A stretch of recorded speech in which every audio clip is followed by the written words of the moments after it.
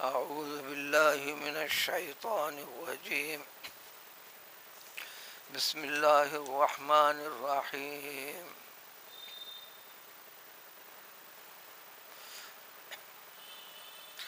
لله ملك السماوات والأرض يخلق ما يشاء يهب لمن يشاء إناثا ويهب لمن يشاء الذكور أو يزوجهم ذكرانا وإناثا ويجعل من يشاء عقيما إنه عليم قدير.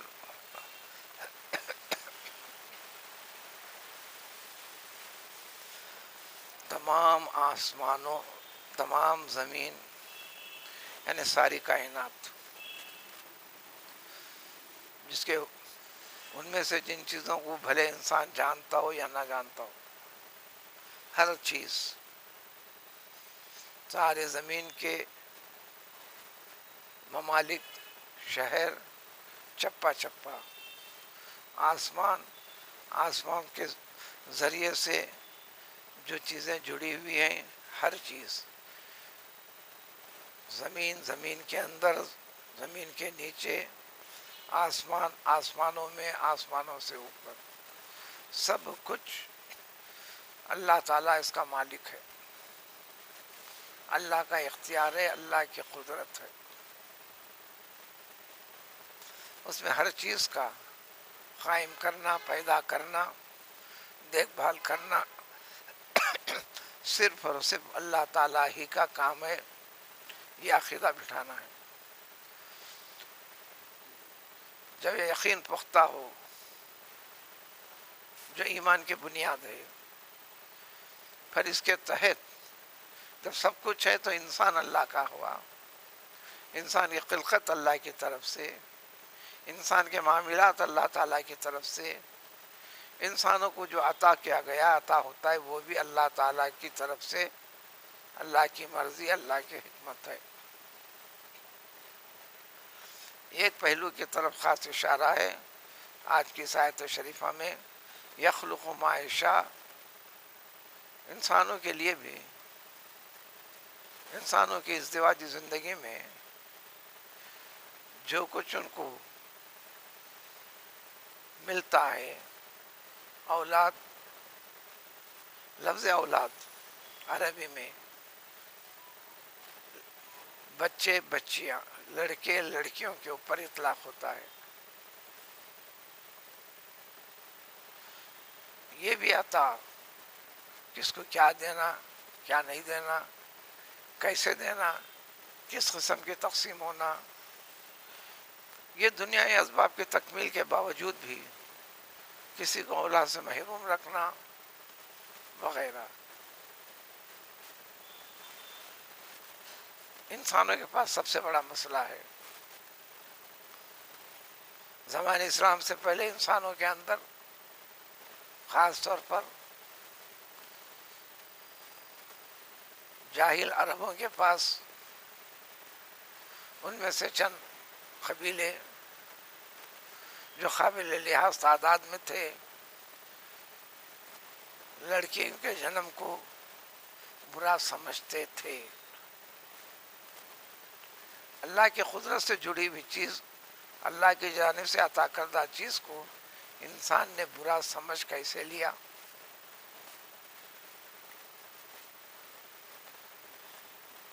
کبھی تناسب الگ الگ رہے گا. آج کے زمانے میں بھی یہ مسئلہ ہے.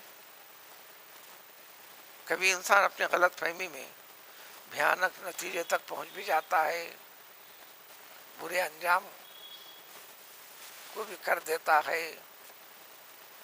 وقتاً فوقتاً چند ایک خبریں اخبارات میں بھی آتے ہیں، جتنے آتے ہیں بات وہیں تک محدود نہیں ہے. اور اس میں کہلانے والے مسلمان غیر مسلمان کی تمیز اور فرق بھی نہیں ہے. تو اللہ تعالیٰ فرماتے ہیں کہ اللہ تعالیٰ جو چیز چاہتا ہے وہ عطا کرتا ہے. اور جو بھی انسان کو اولاد ہوتی ہے پھر اعلان ہوتا ہے یہب لمن یشاء، جس بندے کو چاہتا ہے وہ ہبہ عطا کرتا ہے. ہبہ مانے ڈونیٹ، نعمت کا عطا کرنا. انسان کا حق ہے نہیں ہے، اللہ تعالیٰ کی عطا ہے. اس لیے اولاد چاہے لڑکے ہوں کہ لڑکیاں ہوں، یا صرف لڑکے ہو کہ یا صرف لڑکیاں ہوں، اللہ کی نعمتوں میں سے ایک نعمت کبریٰ ہے، بڑی نعمت ہے جو اللہ تعالیٰ عطا فرماتے ہیں. جو فرمایا اللہ تعالیٰ جس کو اگر چاہتے ہیں عطا کرتے ہیں، صرف اور صرف لڑکیاں عطا کرتے ہیں، بچیاں عطا کرتے ہیں، لڑکوں سے محروم کرتے ہیں، لڑکا نہیں دیتے. یہ اللہ تعالیٰ کی حکمت ہے. گزرے ہوئے انبیاء کرام علیہ الصلوۃ والسلام کے ساتھ بھی ایسا ہوا ہے. پیغمبر لوط علیہ الصلوۃ والسلام، پیغمبر شعیب علیہ الصلوۃ والسلام، ان دونوں کے لیے بھی اللہ تعالیٰ نے صرف لڑکیاں عطا فرمائیں. پیغمبر لوط علیہ الصلوۃ والسلام کو بھی 2 بیٹیاں تھیں، شعیب علیہ الصلوۃ والسلام کو 2 بیٹیاں تھیں.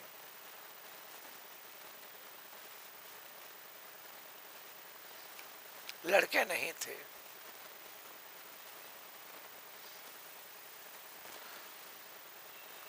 اس لیے حدیث شریف میں آتا ہے کہ نکاح سنت ہے، نہ صرف مجھ پیغمبر کی سنت ہے بلکہ وہ سنت الانبیاء من قبلی، مجھ سے پہلے گزرے ہوئے تمام انبیاء کرام علیہ الصلوۃ والسلام یہ بھی سنت ہے.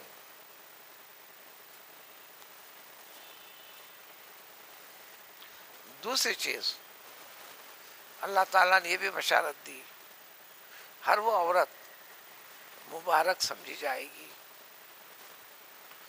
جو اولاد کے جنم دینے کے ترتیب کے لحاظ سے سب سے پہلے بچی کو جنم دیتی ہو، لڑکے کو نہیں لڑکی کو جنم دیتی ہو، تو اس گھر کے لیے زیادہ مبارک بابرکت قرار دیا.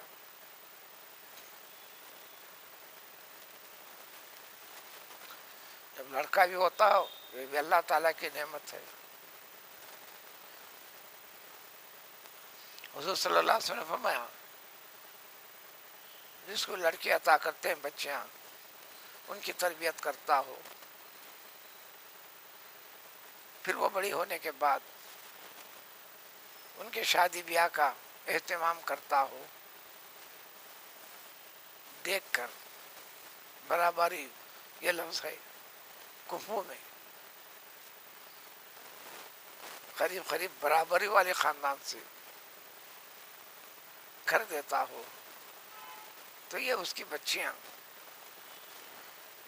روز قیامت ان بچیوں کے باپ کے لیے دوزخ سے بچاؤ کا ذریعہ ہے، جنت میں داخلے کا وعدہ ہے. اس لیے کہ اللہ تعالیٰ بندے کی کسی بھی محنت کو ضائع نہیں کرتے. اللہ کی عطا پر شکر کیا، ان پر توجہ کی، دیکھ بھال کی، پھر اس کے بعد اللہ تعالیٰ جو اللہ تعالیٰ کے فیصلے کو مانتے ہوئے شادی بھی کروا دیا. دوسری بات، حضرت آدم علیہ الصلوۃ والسلام سے لے کر دنیا کے ختم تک پیدائش کے اعتبار سے بچوں میں لڑکیوں کی ہی زیادہ پیدائش ہے.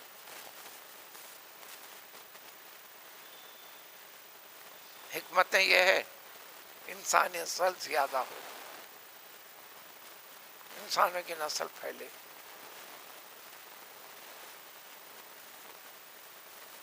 انسانوں کی نسل پھیلتی چلے جائے.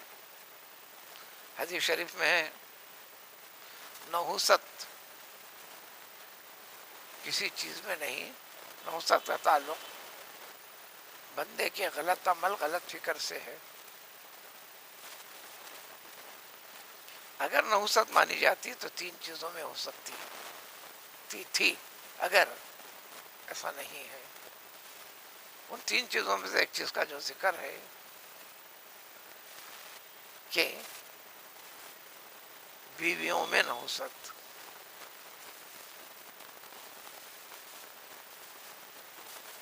جس کی وضاحت کر دی گئی، یعنی کوئی شخص شادی کیا، اس کی بیوی سے اولاد نہ ہو تو بچوں کو جنم نہ دینا، یہ صفت اس کے اندر نہیں ہے، تو اس اعتبار سے منحوس ہے۔ ماں باقی انسانی وجود کے اعتبار سے ایسا کچھ بھی نہیں ہے۔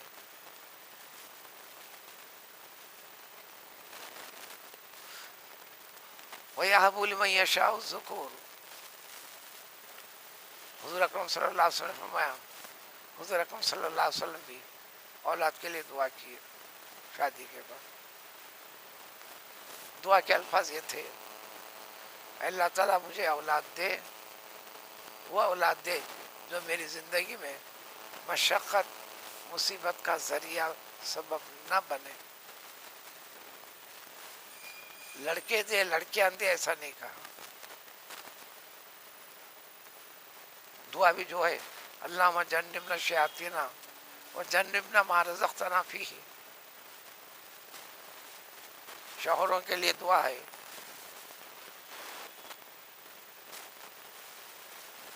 کہ وہ اپنی بیوی سے ملاپ کے وقت پر یہ تصور یہ ذہن میں رکھے، اللہ تعالیٰ سے طلبگار رہے، اللہ تعالیٰ جو عطا کر رہا ہے یہ، اس میں شیطانی ضرب اور مار سے، اثرات سے اس کو محفوظ رکھ، اور جو بھی عطا کرے گا ان تمام چیزوں میں شیطانیت یعنی آفات بلائے مصیبتوں سے بھی حفاظت فرما، نعمت برائے نعمت رہے، طور طریقے ڈھنگ سلیقے بتا دیے گئے۔ دوستوں صلی اللہ علیہ وسلم نے بنایا تو اللہ تعالیٰ نے مجھے میری دعا قبول فرمائی، مجھے بیٹیاں والا بنایا، امت کے لیے بتایا کہ دیکھو لوگوں، میں ابو البنات ہوں، تمہارا رسول پیغمبر بیٹیوں کا باپ ہے، بیٹیوں کا باپ ہے، بیٹے ہوئے کسی بیٹے کو باقی نہیں رکھا۔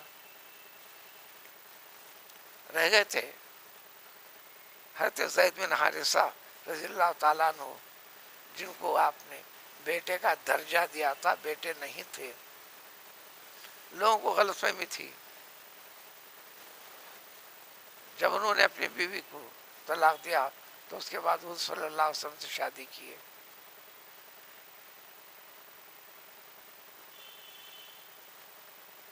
بیٹے کی بیویوں کو بیٹا چھوڑ دیتا ہے تو باپ کے لیے نکاح کی اجازت نہیں ہے، اسلام سے پہلے بھی ہے، ہر شریعت میں ہے، اس شریعت میں حکم کو باقی رکھا۔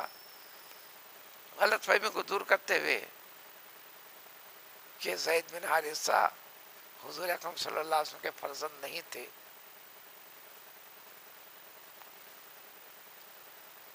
بلکہ سارے فرزندوں کو دنیا سے اٹھا لیا گیا۔ ما کان محمد ابا احد من رجالکم، جتنے مرد حضرات ہیں پوری دنیا کے اندر جو موجود ہیں، ان میں سے کسی کے بھی والد محترم نہیں ہیں، تمہارے پیغمبر صرف رسول ہیں۔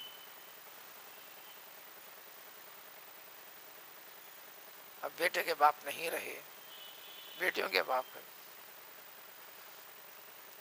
حضور اکرم صلی اللہ علیہ وسلم نے فرمایا مبارک ہو، اللہ نے میری دعا کرتے ہوئے مجھے ابو البنات بنا، بیٹیوں کا باپ بنایا۔ کئی احادیث وغیرہ ہے اس کے اوپر۔ وَيَهَبُ لِمَن يَشَاءُ الذُّكُورَ، اور کسی کو تو اللہ تعالیٰ عطا کرتے ہیں تو صرف بیٹے بیٹے بیٹیاں نہیں دیتے۔ انبیاء کے اندر بھی ایسی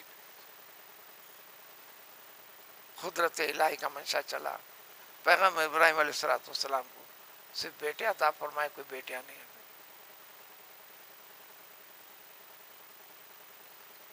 حضرت سارہ علیہ الصلوۃ والسلام سے ایک بیٹا حضرت اسحاق کو عطا فرمایا. اسحاق کو عطا کرنے سے پہلے فرما دیا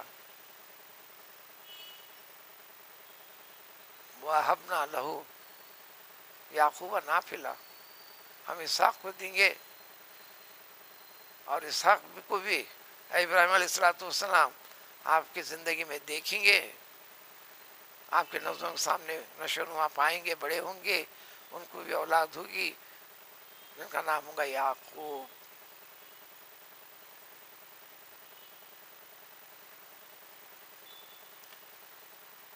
حضرت حاجرہ علیہ الصلوۃ والسلام سے صحیح تلفظ حاجر ہے، پبلک میں عام طور پر حاجرہ حاجرہ ہے. حاجر سے ایک فرزند اسماعیل علیہ الصلوۃ والسلام، ان دونوں کے گزر جانے کے بعد حضرت حاجر کے سارا کے اس کے بعد بھی آپ نے ایک شادی کی جن کے نام ہے خنطورہ، قاف نون تو تا و را ہے. ان سے بھی اولاد دی، 6 بیٹے ہوئے.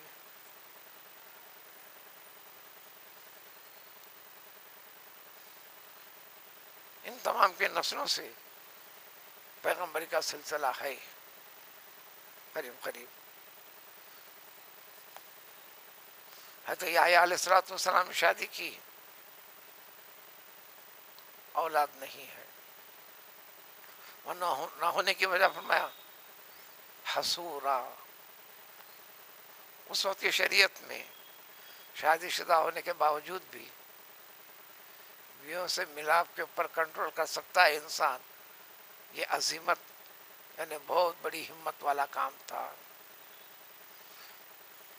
ذکر شکل میں رہے یحییٰ علیہ الصلوۃ والسلام. حضرت عیسیٰ علیہ الصلوۃ والسلام کہ تو نکاح ہوا ہی نہیں، لیکن اعلان ہے وہ بھیجے جائیں گے دنیا میں، شادی کریں گے، نکاح ہوگا. یہ بھی بشارہ ہے بیٹیوں کے باپ ہوں گے، بیٹوں کے نہیں. یہ ساری کی ساری چیزیں قدرت کی طرف سے عطا ہے، اور کسی کو تو اللہ تعالیٰ یزوج الذکور والانثی بیٹے بھی دیتا ہے، بیٹیاں بھی دیتا ہے. ایک بیٹی پھر بیٹا، یا ایک بیٹا پھر بیٹی، یا جڑواں دونوں بیٹیاں، یا جڑواں ایک بیٹا ایک بیٹی. زوج کے معنی جوڑ، جوڑ ایک سے ایک کو ملائے تو جوڑ بنتا ہے، اس طرح عطا کرتا ہے. پھر آخر جو اہم بات ہے، اور کسی کو تو یہ سارے اسباب کے باوجود بھی اللہ تعالیٰ بانجھ رکھتا ہے، لا اولاد عطا کرتا ہی نہیں. جب عطا نہیں کرتا ہے تو اللہ کی حکمت اور مرضی ہے. ان کے لیے بھی بشارت ہے. ایسے انبیاء کرام علیہ الصلوۃ والسلام کا سلسلہ شروع ہوا، ان کی نسل کو باقی رکھا. حضور اکرم صلی اللہ علیہ وسلم کا وجود بھی پیغمبر آدم علیہ الصلوۃ والسلام کے سلب سے، ان کی نسل میں سے کسی ایک کے سلب سے ذریعے سے ہوتے ہوتے حفاظت کرتے ہوئے آخر زمان پیغمبر تک. پھر پیغمبر علیہ الصلوۃ والسلام کے لڑکوں کو باقی نہیں رکھا، وہاں پر ختم. جس طرح انسانوں میں سے کسی انسان کو اولاد نہیں ہوتے ہیں تو اس کے سلسلے کو بھی آدم علیہ الصلوۃ والسلام سے باقی رکھتے ہیں، یہاں تک آیا، اب یہاں لا ولد رہا. تو وہ مقصود اس کے لیے یہاں تک تھا، اس کا وجود مقصود تھا. اب اس کا نام و نشان لڑکوں سے ہوتا ہے، اب اس کے بعد نہیں ہے. یہ بھی ایک بشارہ ہے. لا اولاد رکھتے ہیں. اور ایک عقیم ہوتے ہیں طبی میڈیکلی. کبھی عورت کی طرف سے ہوتی ہے بات، کبھی مرد کی طرف سے ہوتی ہے.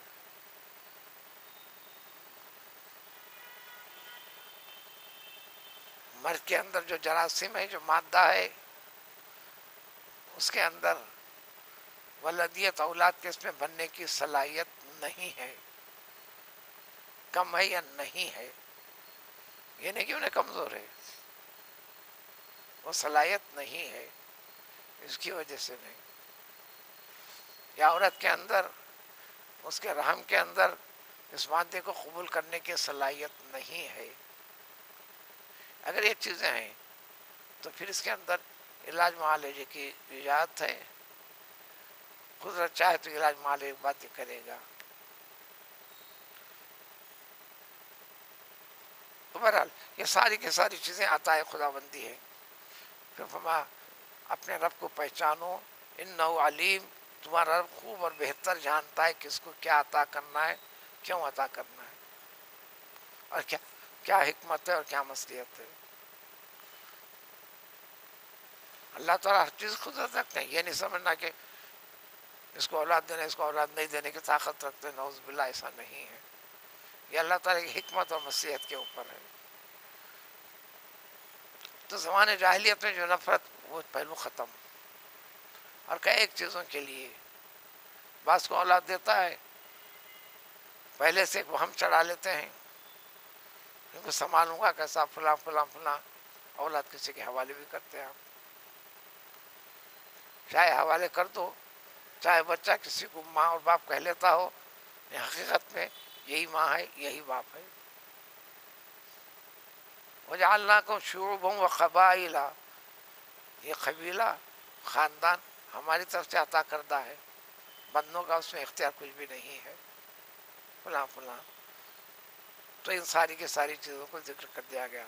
اب سورہ کی اختتام آیت کے اندر وحی سے متعلق، وحی کا طریقہ، جو ساری چیزیں بتائی گئیں پیغمبر علیہ الصلوۃ والسلام اور سارے انبیاء کرام علیہ الصلوۃ والسلام سے وحی کے کیا طور طریقے تھے اور وحی کا نظام کس طرح تھا، یہ سورہ کی اختتامی آیتوں میں آئے گا. سبحان اللہ بحمدہ، سبحان اللہ العظیم، لا الہ الا اللہ.